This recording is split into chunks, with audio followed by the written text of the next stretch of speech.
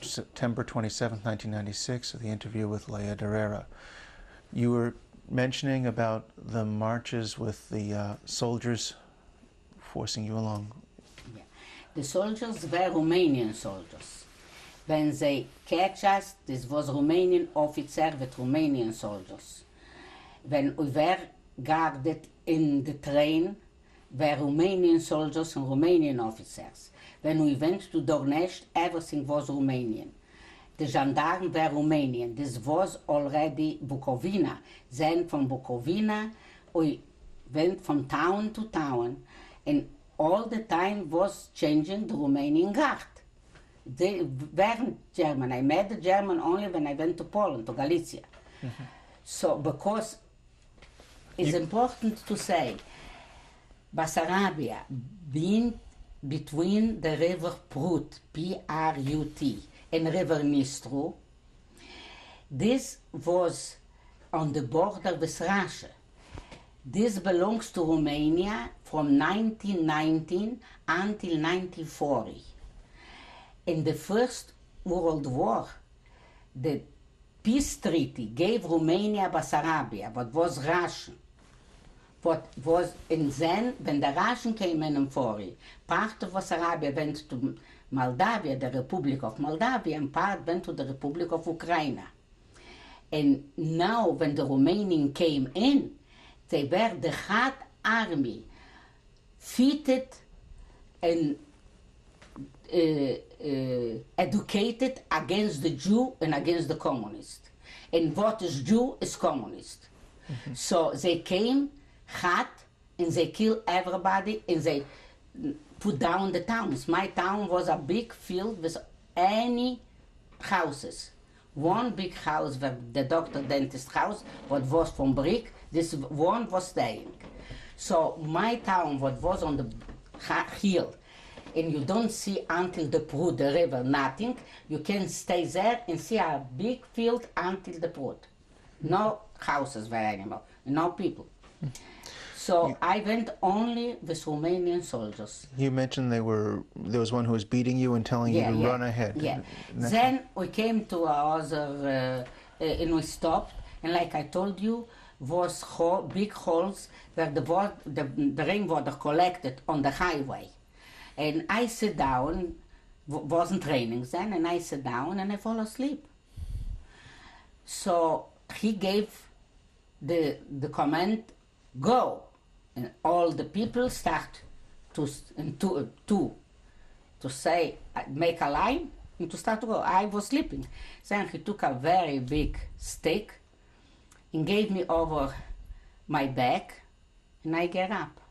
And then he, again, go in front and run. My shoes were already torn. And my feet were bleeding, but I ran. And I was, from that time until we came to Zastavna, I was in front of the echelon. I was in the third month, and I was afraid they will be not recognizing what I am pregnant. I saved a hat from fur, and I put under my dress to look a little bigger. And one day when we are staying at night, and they didn't close the cellar. It was a cellar. The cellar has some steps, and we were sitting on the steps in the cellar to have a little fresh air. And one soldier came and started to talk to me and started to go close to me, and I told him, take a look. Dan, I don't want the child to be here. Okay, take a look. Don't start, because I am pregnant, and I don't want to have any connection with any man to spoil my child. And he told me, oh, excuse me, he was such a poor man. Oh, excuse me, I am cold and I am so lonely, and start to talk like has to be. The second time we came in the police station, they didn't have a cellar. Then they put us in the hallway. And we were lying in the hallway, and I had a cold and I had high temperature. When the officer came in, he asked the soldier, "No, what is something new here?" Nothing interesting. Is one Jew, I told you the most were Ukrainian, I was only Jewish. Is one Jewish girl what make a little attention. And then he left. And he went and was like a wagon, all the rooms, one after the other one. The last room was his office. And all of a sudden a soldier came and took me to his office. When I went to his office, I saw the rooms with double beds, one over the other one, and the soldiers were sleeping there. And I went in, and he started to talk to me. And across his desk was a window. And I went to the window, and he started to talk to me, and I told him, "Take a look. If you start something, I am over this window right away, because I will be not spoiling my child." In that moment, I have such a voice, what I hear my voice. I was scared so badly. And he told me, "Calm down. I will be not doing anything to you. Only stay here and don't go out." And was quiet. And he was staying. After he said, "You can go out." I opened the door, and all the soldiers, ha, ha, ha, I start to laugh. But this is the reason what he want me to stay. The soldiers don't to know he didn't anything to me. What did you think about that? What I think about what I will be doing, and where is my family, and where are my parents, and where are my sisters and brother to see me. Maybe they are home waiting for me, and I am such in a big situation. How I will be going out for the situation? With the girls, the Russian girls, I cannot talk open. They start to talk about their parents, to talk about was a little better economical already, and all of a sudden came the war. And I was saying, my life was so smooth, so open. And all of a sudden, I don't have nobody, and I don't know what will be happening with me. And the one thing was to keep me alive until I have the child, and then everything will be. I was waiting, like my father told me, in 3 months the Russian will be putting down Hitler, the German army will be like was before. So I see it's already more than 3 months, but if the German reach the Russian border, from this border they will be not going to Russia. The Red Army will be not allowing. Then we are safe. And I was waiting to be safe. So I came to Zastavna. In Zastavna, they hold us overnight, and in the morning, they put us together with all the smugglers what went 20 times the border to Galicia, the border to Romania, prostitutes, ships, everything together they put. And put us in small, not ships over the water, it's the small ship, it's not a ship, it's a barge. Barge, yeah. A small barge. We went until here in the water, and then we went on the barge, and they took us to Zastavna. To Zalishiki. In Zalishiki, they gave us Zalishiki. Oh, Zalishiki to spell is Zaleszki.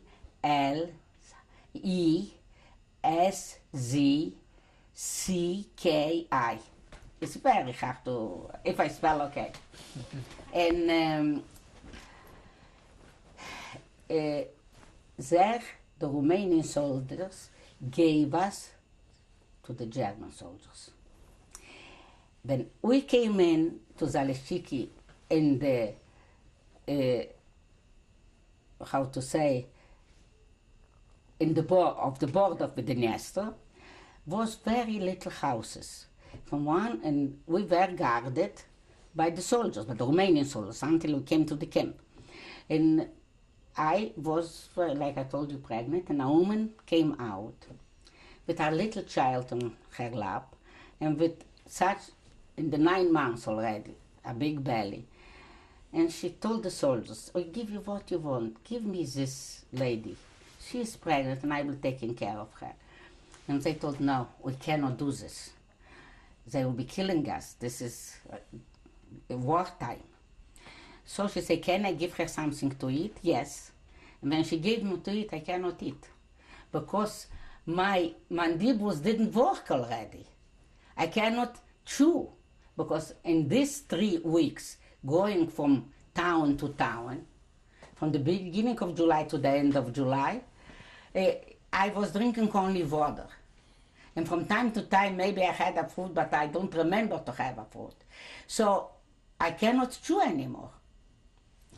And then they took us, here was they talking, it's a refugee camp, and they took us former casernes where the soldiers were living, and they took us to this refugee camp. When I came into the refugee camp, they let me in the refugee camp and they took the Russian girls another place. And from that time I didn't see the Russian girls. This refugee camp were only for Jewish people. What was the name of the camp? This wasn't Zaleshiki, didn't have a name, was the refugee camp. This was the refugee camp. In Zaleshiki, the Jewish community was already organized, the Germans were already, and they had certain obligations to the German. The German didn't took the people in that time to the camp. They let the born people in Zaleshiki, the Jewish people, but they have to send to the German workers every single morning. The main workers were from the refugee camp. And some girls, for the community chose every night a group of people that is going to work to the soldiers' caserns, to the officer caserns, to the post office, where the head was a German, to the Germans' houses, who to cook, who to clean, who to wash the clothes, who to iron. Everybody has. The men were sent to the forest to cut the trees. This was the custom. And when we went to this, to the German to work, they sent me to the post office commandant to make the parquet in the house. And one day they sent us to clean the caserm. And when I came in the camp, in the refugee camp, I saw 3 girls, but I know them. But they were from Chernobyl, they were working in a textile plant. And they saw me, and they took me we were sleeping on the floor, close to them. They started to talk to me, to give me a warm boiled water, to put the bread in the water to can chew. And so I came alive. And then they told me what we have to do. And then we went with them, we went to cook and to clean for the soldiers. There was a bestial officer, a German one. It was a very big, I don't know, Groppe. Dan, Groppe. Hole, a very big hole. And they sent me to the kitchen to cook, and they took my friend and put in the hall and start to put the dogs to make her to come up, and then from the other side the dogs make her to come down. And they took me from the kitchen and put in the hall, and up, down, and the dogs on us. And if we don't want to go down, he stay all ready with the stick to beat us. Finally, he was happy and he went. And I went to the kitchen, and a soldier came into the kitchen, 2 soldiers, and asked me, you know to cook? I say, yes. You know to do a compote from apple? Yes, I know to do. And I start to clean the apple and to put the pot with water on the stove. And they sit, in the kitchen was a bed, and they ask me, are you Jewish? Yes. Your parents were Jewish? Yes. No, your mommy was a bad girl. She make you with non-Jewish because you have such blue eyes. Jewish don't have blue eyes. This was the German soldiers. The second day, we went to the post office commandant to make the packet. And we were staying on our knees, boxing the packet, and he came in. And I was on the door. And he told me, bring me some pillows, but he told me in German. And I know German, but I didn't know this word for pillows. What I was thinking, a soldier came before. The Jews didn't have the right to buy flour from the peasants to make bread and challah. But they gave the last shirt to buy and to make for Shabbos the challah. This was Friday. And he bring in a basket with fresh challah and put in the kitchen. So I was thinking he asked for the challah. And I went, and all the girls were like that around me. And I bring the basket with the challah, and he make, Mensch, was machst du, Mensch? I will schlafen will ich. Then I understood he went a pillow. But in the meantime, the girls start speechless like to faint it, because they were ready to see me shot. After this, I find out he was nicer than other Germans and didn't shot nobody. On the way to work, this was 6 o'clock in the morning, we saw an officer on a motorcycle, Jewish people going to work, men, and he was running to put down with the motorcycle the man. They went on one side, he went on this side, until he catched one with the motorcycle. Then he left him on the street and went to the other one. This was their life. They were laughing, they were enjoying to hit people, to kill people, to shoot people, they were to beat people. This was enjoying, they were enjoying this. Then came the time to have the baby. A woman from this town took me to a doctor, a Jewish doctor, to see if the child is alive. The doctor told me the child is alive. If I wasn't alive, I would be bleeding. And everything is okay, and I am very close to have the child. She was living in a barn. Outside you didn't see the house. Inside was like a room with a stove, with 2 beds, with her old mother, with her adopted child, and a child from a sister, what the war kept her there, 4-year-old. And she put me in the bed and she told me there was illegal. You cannot take somebody, but she didn't care about. When the soldiers came to check, was houses around, but this doesn't look like a house. So they didn't check here. And came the time to have the baby. Then I start to have the pain. 3 days I was clattering on the walls until no doctor, no midwife, nobody, until I had the baby. The baby was born in November and was born sick. I didn't have his what to feed her because my breast was empty. I by myself didn't eat. This woman cooked a little potatoes to give me when I was in pain, to have the strength to can yell a little. And her relative had a baby in the same time with me, but she wasn't through the 9 months like I was. She was living a normal life the 9 months. She had a baby, she didn't have it what to feed, then she boiled a little cornmeal and make it very thin and feed the baby, and the baby grow. So I start to give to my baby the same. She was only 3 weeks old. She didn't took it. And when I gave to her, she started to vomit. And in December, she started, day and night she was crying, was blue crying, and her belly was so big. Then I went to the community center, where was a medical center. And the doctor say, oh, you have to wait, I don't have time. And I start to yell to them, my child is dying. And you are telling me to wait? And again, I hear my own voice. And they took me in. Then the child died.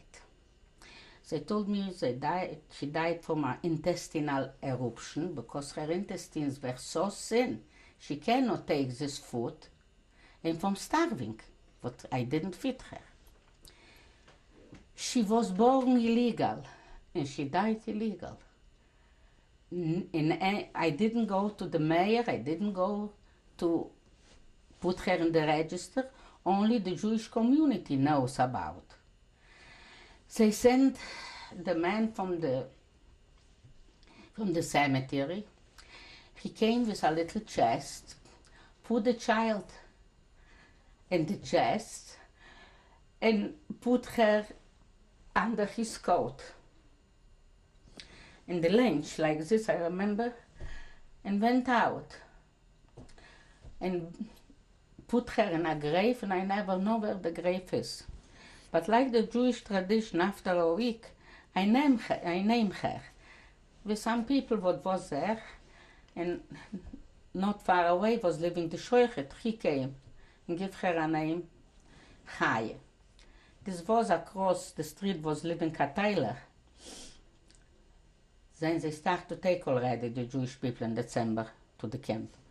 I was living a tailor, but left with his daughter and son to clean some houses, they say. And the wife was alone. She asked me, please give after my mother and will be lucky for your child, and I gave her Chaya. And she died. I never know where she's burned, I never know anything about it. And she didn't have a birth sign or something, papers from her. In December, this was an end of 41. They start to make actions. This means to collect Jewish, to send them to the death camps. And they made a big action in Zaleshiki. And they took people, and the community, Jewish community came on the streets and say, who is pregnant, who has a little child, who has very old people to take care, don't go to the camp.